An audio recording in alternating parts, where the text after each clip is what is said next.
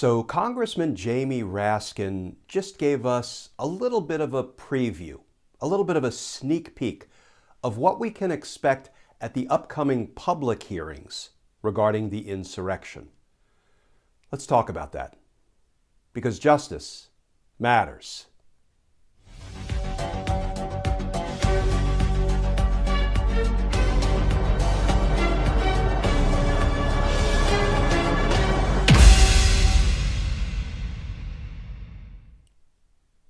Hey all, Glenn Kirshner here. So Congressman Jamie Raskin just gave an interview. Now, you may know Representative Raskin as a politician, a congressman who represents Maryland's 8th Congressional District. What you may or may not know is Representative Raskin was also a constitutional law professor at American University for 25 years. Before that, he graduated magna cum laude from Harvard undergrad, magna cum laude from Harvard Law School, where he was an editor of the Law Review. And you undoubtedly know that presently Representative Raskin sits on the House Select Committee investigating the insurrection, the attack on the Capitol on January 6th. So Representative Raskin knows what the 900 witnesses, nearly 900 witnesses now, have said behind those closed committee room doors. And Representative Raskin knows what the thousands upon thousands of documents, the cell phone records, the text messages, the emails, and the other items of evidence, what they all show. And being privy to all of that information, here is what Representative Raskin just said about what happened on January 6th. This was a coup organized by the president against the vice president and against the Congress in order to overturn the 2020 presidential election. This comes from a new article published today by The Guardian. Headline: January 6 was a coup organized by the president, says Jamie Raskin. And that article begins, Donald Trump attempted a coup on 6 January 2021 as he tried to salvage his doomed presidency.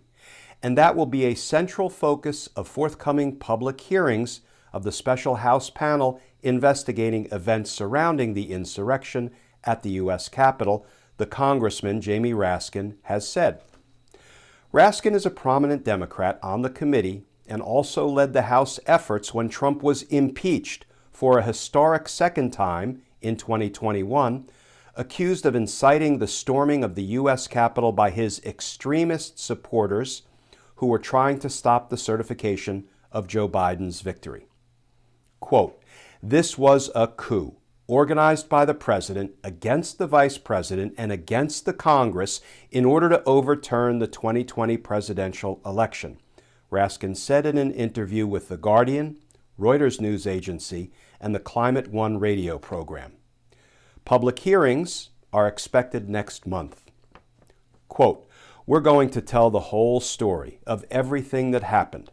There was a violent insurrection and an attempted coup, and we were saved by Mike Pence's refusal to go along with that plan," said Raskin.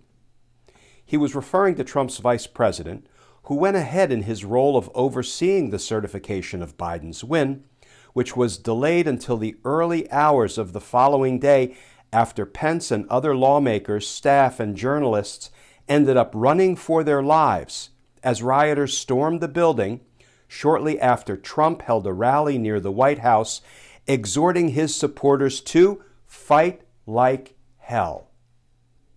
So Representative Raskin, a serious man, a trustworthy politician, a dedicated public servant, states, without any equivocation, without any caveats or qualifiers, Donald Trump launched a coup. And we know he did. I would even go so far as to say that what Donald Trump did qualifies as treason. Why do I say that? Well, here is how treason is defined in the federal law under 18 United States Code 2381. Whoever, owing allegiance to the United States, levies war against them or adheres to their enemies, giving them aid and comfort within the United States or elsewhere, is guilty of treason. Now, what do we know about what Donald Trump did on January 6th? Well, we know he inspired, he encouraged, he incited the attack on the U.S. Capitol. We know he launched the attack by telling his angry mob that he had whipped up, now go down there, march to the Capitol, fight like hell, or you won't have a country anymore. Now go stop the certification, stop the steal. But here's what puts it over the top for me. What happened as the Capitol was being attacked, as the Capitol was under siege? Person after person after person streamed through the Oval Office, we know based on some recent reporting. And everyone tried to get Donald Trump to call off the attack that was in progress, including his own daughter.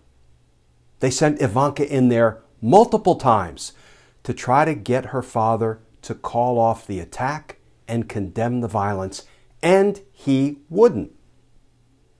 Why? Because he wanted to violently stop the transfer of presidential power. Now, friends, that sure sounds like somebody who is levying war against the United States. And that's why Donald Trump needs to be held accountable for all of it, up to and including treason.